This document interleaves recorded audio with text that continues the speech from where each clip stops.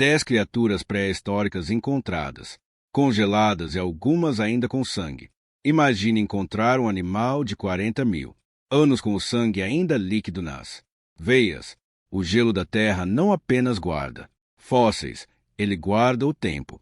Nas profundezas geladas da Sibéria e do Alasca, o planeta esconde cápsulas do passado, criaturas da Era do Gelo, congeladas como se o tempo tivesse parado, estão voltando à luz e revelando segredos que a ciência jamais esperava encontrar. Tudo começa há cerca de 50.000 anos no auge da última idade do gelo. Mamutes, rinocerontes lanudos, bisões das estepes, felinos gigantes, dominavam as planícies geladas do norte. O frio extremo que quase destruiu a vida acabou salvando-a, preservando corpos inteiros sob o permafrost, o gelo eterno do planeta. Esse gelo não é apenas uma camada congelada, é uma cápsula de tempo, uma prisão natural que impede a decomposição, que bloqueia o oxigênio, que congela a história.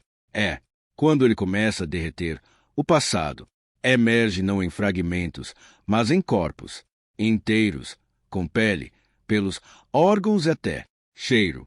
Em 2010, arqueólogos encontraram Ilka, uma jovem fêmea de mamute com pele, pelos e cérebro intactos.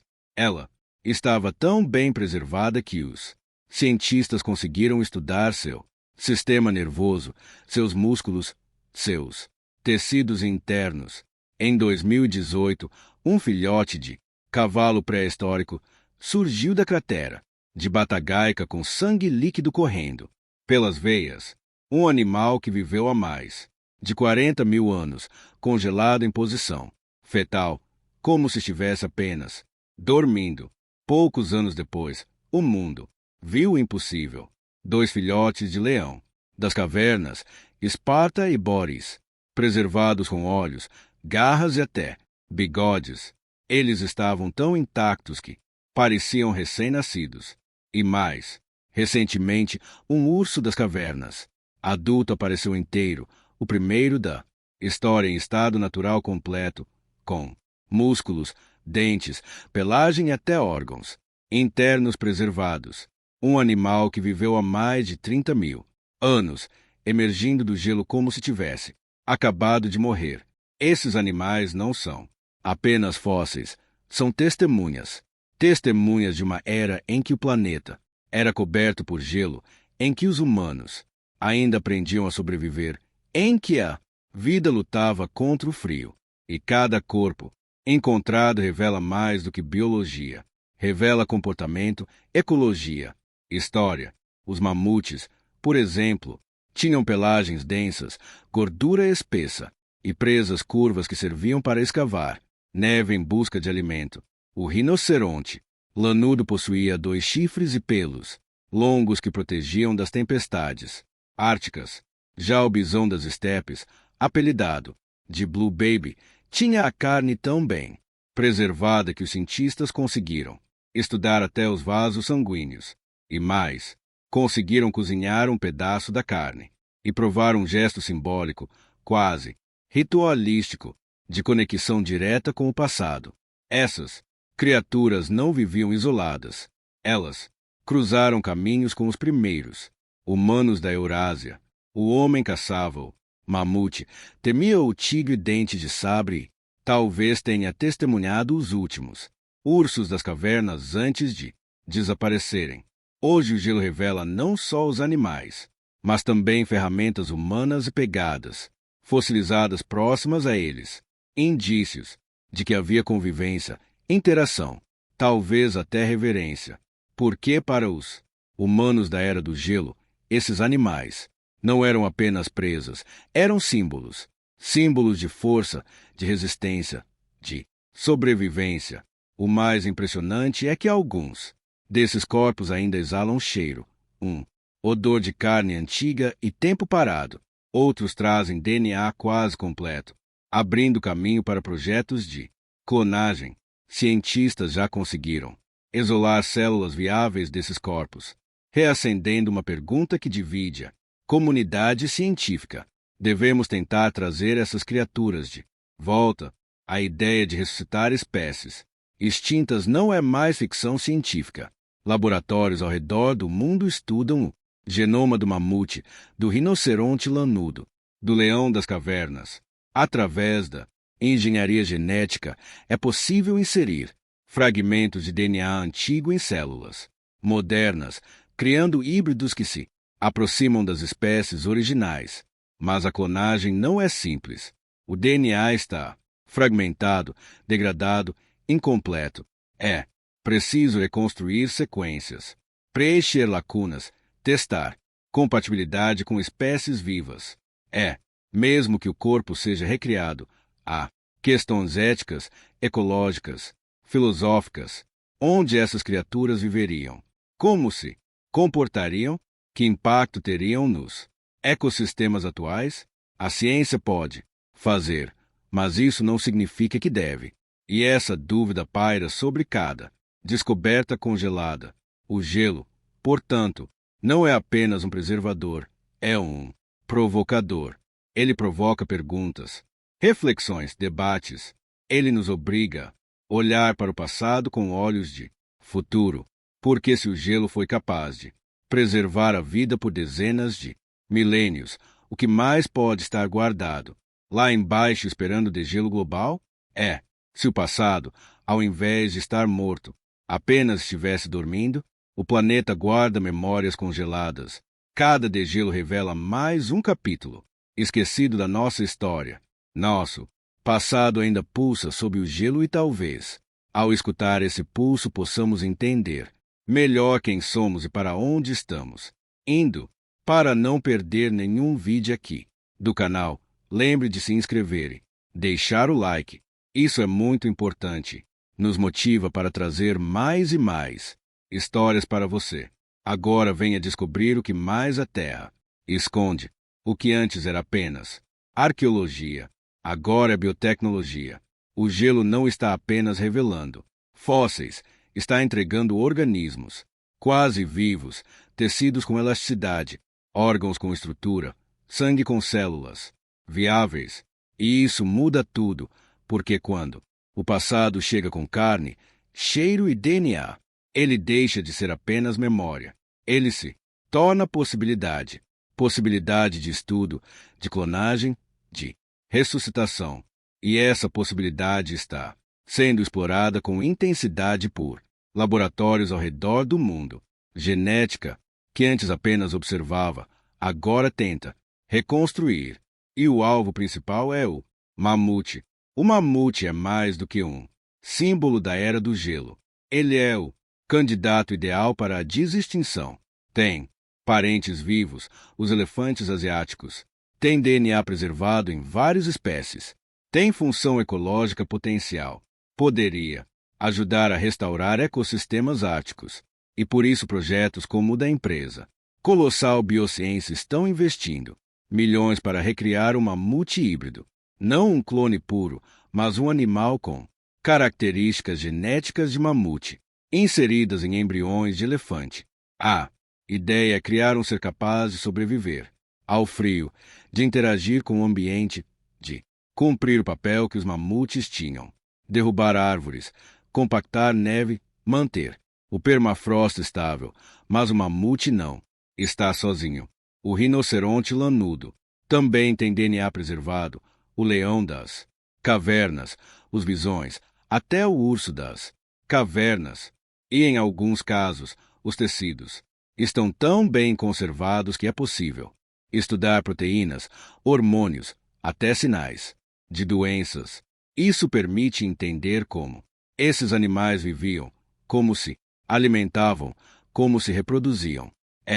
Mas permite comparar com espécies atuais, entender adaptações, traçar linhagens evolutivas. O gelo, nesse sentido, é um laboratório natural, um banco de dados congelado esperando ser decifrado. Só que nem tudo é ciência.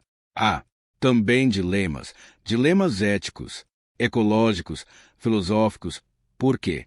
Ressuscitar uma espécie extinta não é apenas um ato técnico, é um ato moral. Devemos trazer de volta o que a natureza apagou. Estamos corrigindo um erro ou interferindo em processos naturais? E se criarmos um animal que sofre, que não se adapta, que vive isolado, estaremos fazendo justiça ou impondo uma nova forma de prisão? A ciência pode fazer, mas isso não significa que deve. E essa dúvida paira sobre cada célula descongelada. Além disso, há riscos ecológicos. O ambiente mudou, o clima mudou, as espécies mudaram. Um mamute recriado hoje não encontraria o mesmo ecossistema. Poderia competir com espécies atuais, causar desequilíbrios, introduzir doenças. E mesmo que fosse mantido em cativeiro, haveria questões de bem-estar, de comportamento, de reprodução, porque o corpo pode ser recriado, mas a cultura, o aprendizado, o grupo social não. E sem isso, o animal pode viver em sofrimento. Há também o risco simbólico. De isenção pode passar a mensagem de que tudo é reversível, que podemos destruir sem culpa, porque a ciência conserta que a extinção não é definitiva, que o erro pode ser apagado. E isso pode enfraquecer o senso de urgência da conservação, pode transformar a perda em espetáculo, pode fazer com que esqueçamos que cada espécie extinta é uma história interrompida e que nem todas podem ser retomadas, mas há também esperança. A esperança de que, ao estudar essas criaturas, possamos entender melhor o passado, que possamos aprender sobre adaptações, sobre resiliência, sobre interações ecológicas, que possamos usar esse conhecimento para proteger espécies atuais, para restaurar ambientes, para evitar novas extinções. Porque o gelo não apenas revela o que foi, ele alerta sobre o que pode ser. Nesse alerta há valor. O degelo global, causado pelas mudanças climáticas, está acelerando esse processo. A cada verão, novas carcaças emergem, novos corpos, novas amostras, novos mistérios e com eles novas perguntas. O que mais está guardado lá embaixo? Que vírus, que bactérias, que organismos desconhecidos podem emergir? Porque o gelo não preserva apenas animais, preserva também micro-organismos. E alguns deles podem estar ativos, podem representar riscos, podem mudar o equilíbrio biológico atual. Em 2021, cientistas conseguiram reanimar micro-organismos congelados há mais de 24 mil anos. Eles estavam vivos. Isso mostra que o gelo não é apenas um túmulo, é uma cápsula de sobrevivência. E se isso vale para micro-organismos, pode valer para estruturas mais complexas, pode valer para tecidos, para células, para sistemas. Isso muda a forma como vemos o tempo, porque o tempo, sob o gelo, não é linear, ele é suspenso, ele é reversível. A cada descoberta, a linha entre passado e presente se torna mais tênue e a linha entre ciência e ficção mais borrada. Porque quando o passado chega com carne, cheiro e DNA, ele deixa de ser apenas história. Ele se torna escolha. Escolha de estudar, de preservar, de respeitar, ou escolha de recriar, de modificar, de explorar. Essa escolha define não apenas o futuro da ciência, define o futuro da ética, da ecologia, da humanidade. O gelo está derretendo e com ele emergem criaturas que desafiam nossa compreensão. Criaturas que viveram há dezenas de milhares de anos, agora diante de nossos olhos. E cada uma delas carrega uma pergunta: o que faremos com esse poder? O gelo está derretendo e com ele o passado está se soltando, não em fragmentos, mas em corpos inteiros, em tecidos vivos, em organismos que desafiam a lógica do tempo. Permafrost, que por milênios funcionou como um cofre natural, começa a abrir suas portas, e o que sai de lá não são apenas fósseis, são criaturas, vírus, bactérias, estruturas biológicas que estavam suspensas, esperando degelo, global causado pelas mudanças climáticas está acelerando esse processo. A cada verão, novas carcaças emergem, novos mistérios, novas ameaças, novas perguntas, porque o que está vindo à tona não é apenas história, é biologia ativa. Em 2021, cientistas conseguiram reanimar micro-organismos congelados há mais de 24 mil anos. Eles estavam vivos. E isso muda tudo. Porque se um organismo unicelular pode sobreviver ao tempo congelado, o que mais pode estar lá embaixo? Que vírus desconhecidos? Que bactérias extintas? Que estruturas genéticas podem emergir? O gelo não preserva apenas carne, preserva também informação. E essa informação pode ser perigosa, pode conter patógenos que o sistema imunológico humano nunca enfrentou, pode trazer doenças que estavam extintas, pode alterar o equilíbrio ecológico atual. Em algumas regiões da Sibéria, o degelo já revelou carcaças com cheiro forte, um odor de carne antiga, de decomposição suspensa, de tempo parado, e junto com esse cheiro vêm os riscos, porque o processo de descongelamento libera gases, libera matéria orgânica, libera micro-organismos, e muitos deles estão ativos, estão prontos para interagir com o ambiente, com os animais, com os humanos. E isso não é teoria, é realidade. Já houve casos de antras liberado por carcaças de renas congeladas. Já houve surtos causados por bactérias que estavam adormecidas. Isso mostra que o degelo não é apenas uma janela para o passado, é uma porta para o desconhecido.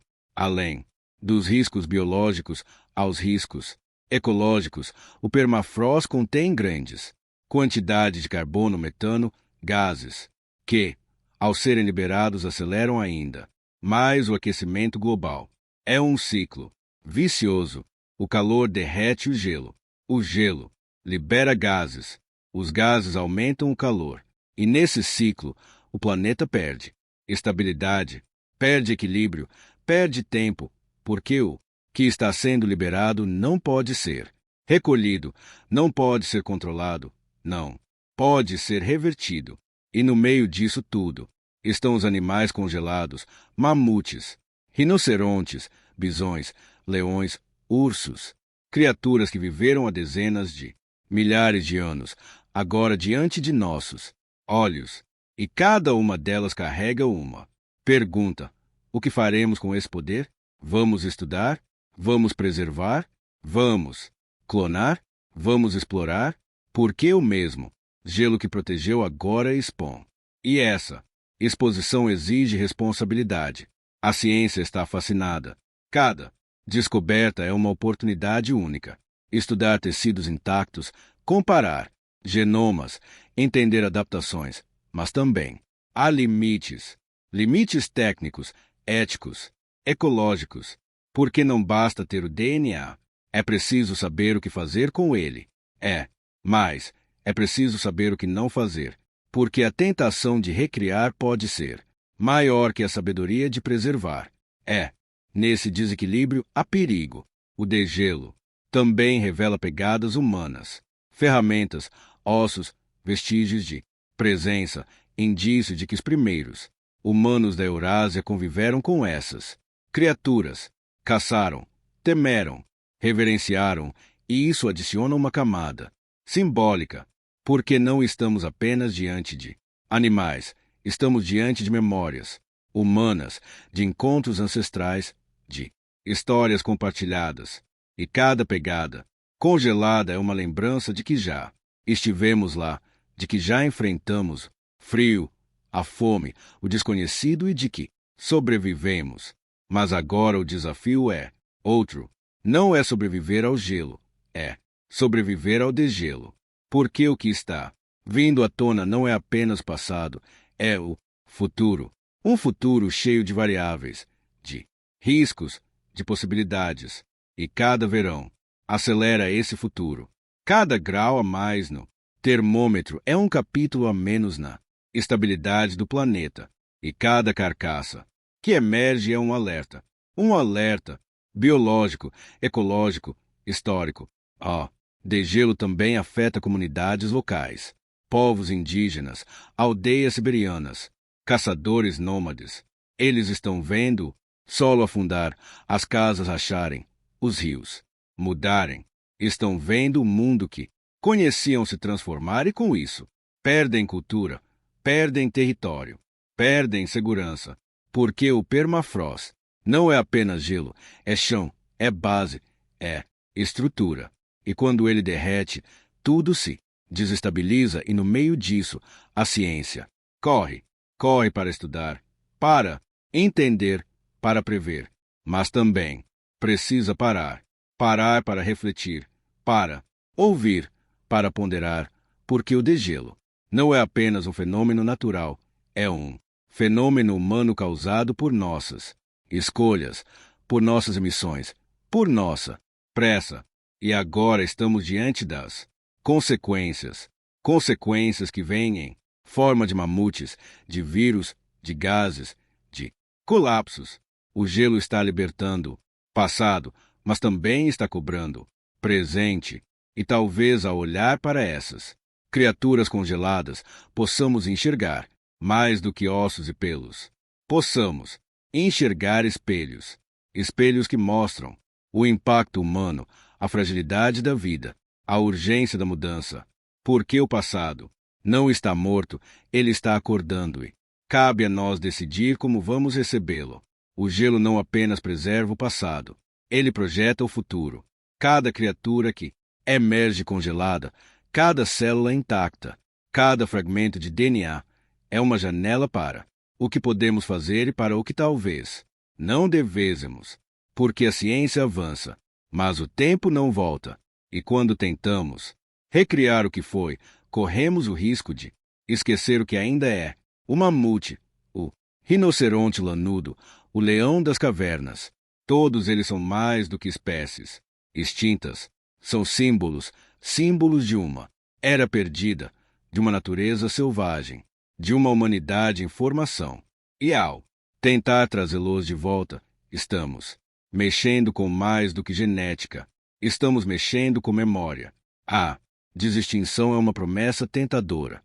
A ideia de corrigir erros, de restaurar ecossistemas, de reviver maravilhas, mas também é uma fronteira perigosa, porque não sabemos o que acontece quando cruzamos esse limite. Não sabemos como um mamute recriado se comportaria, se ele sofreria, se ele se adaptaria. Não sabemos se o ambiente o aceitaria, se ele encontraria alimento, espaço, companhia. E não sabemos se ao recriá-lo, estaríamos realmente honrando sua história ou apenas projetando nossas fantasias. Há quem defenda que trazer de volta espécies extintas pode ajudar a salvar o planeta, que mamutes poderiam ajudar a manter o permafrost intacto, pisoteando a neve, derrubando árvores, regulando o solo, que bisões antigos poderiam restaurar pradarias, que predadores extintos poderiam reequilibrar cadeias alimentares. Mas tudo isso é teoria e a prática exige mais do que boas intenções. Exige estudo, planejamento, ética. Por que não? Basta recriar, é preciso cuidar. Cuidar exige mais do que tecnologia. Exige empatia. A clonagem, por mais avançada que esteja, ainda enfrenta obstáculos. O DNA antigo está fragmentado. Os embriões precisam de mães substitutas. Os ambientes precisam ser recriados. E mesmo que tudo isso funcione, há o desafio do comportamento. Um mamute criado por elefantes pode não saber como ser mamute. Pode não entender seu papel, sua linguagem, sua cultura. Porque a genética constrói o corpo, mas não constrói a experiência. E sem experiência não há vida plena. Além disso, há o risco de transformar a desextinção em espetáculo, em produto, em atração turística. Há o risco de que mamutes sejam criados para parques temáticos, para laboratórios privados, para coleções exóticas. E isso distorce o propósito, porque essas criaturas não são brinquedos, são seres vivos, seres que viveram, que morreram, que deixaram rastros e que merecem respeito. O mesmo respeito que damos a fósseis, a culturas antigas, a memórias ancestrais. O gelo, nesse sentido, é um professor silencioso. Ele nos mostra o que foi, nos mostra o que resistiu, nos mostra o que ainda pulsa. E ao fazer isso, nos convida a refletir sobre o que estamos fazendo com o planeta, sobre o que estamos perdendo, sobre o que ainda podemos proteger. Por que não adianta trazer de volta o mamute se não conseguimos salvar o elefante? Não adianta recriar o rinoceronte lanudo se deixamos o rinoceronte negro desaparecer. Não adianta reconstruir o urso das cavernas se continuamos destruindo florestas. A verdadeira lição do gelo não está na clonagem, está na conservação. Está em entender que cada espécie extinta é um alerta, um lembrete de que a vida é frágil, de que o equilíbrio é delicado, de que o tempo não perdoa e que se não mudarmos, outras espécies seguirão o mesmo caminho, o caminho do esquecimento, o caminho da extinção. A esperança, porque o gelo também revela a força da vida, a capacidade de resistir, de se adaptar, deixar rastros. E esses rastros podem nos guiar, podem nos ensinar sobre clima, sobre genética, sobre comportamento, podem nos ajudar a proteger o que ainda existe, a restaurar o que foi danificado, a imaginar futuros mais diversos, mais equilibrados, mais conscientes. Talvez o maior valor da distinção não esteja em trazer de volta o mamute, o leão das cavernas ou o urso pré-histórico. Talvez esteja em nos fazer pensar sobre o que perdemos, perdemos e o que estamos dispostos a fazer para não perder mais. Talvez esteja em nos lembrar que a vida é preciosa, única, insubstituível, que cada criatura extinta é uma história interrompida e que cada tentativa de ressuscitá-la é também uma tentativa de entender quem somos, porque no fim das contas, o gelo não guarda apenas corpos, guarda escolhas, escolhas que fizemos, escolhas que evitamos, escolhas que ainda podemos fazer, e se quisermos continuar explorando os mistérios que moldaram e ainda desafiam a humanidade, precisamos escutar o que ele tem a dizer. O passado não está morto. Ele vive em nossos genes, em nossos sonhos, em nossas decisões. E talvez, ao olhar para essas criaturas congeladas, possamos enxergar mais do que ossos, pelos, possamos enxergar espelhos, espelhos que mostram o impacto humano, a beleza da diversidade, o valor da vida, espelhos que nos convidam a mudar, a cuidar, a imaginar. Inscreva-se no canal e deixe um comentário de onde você nos acompanha, de qual cidade e estado, para sabermos quão longe está chegando nosso conteúdo. Nos vemos no próximo vídeo.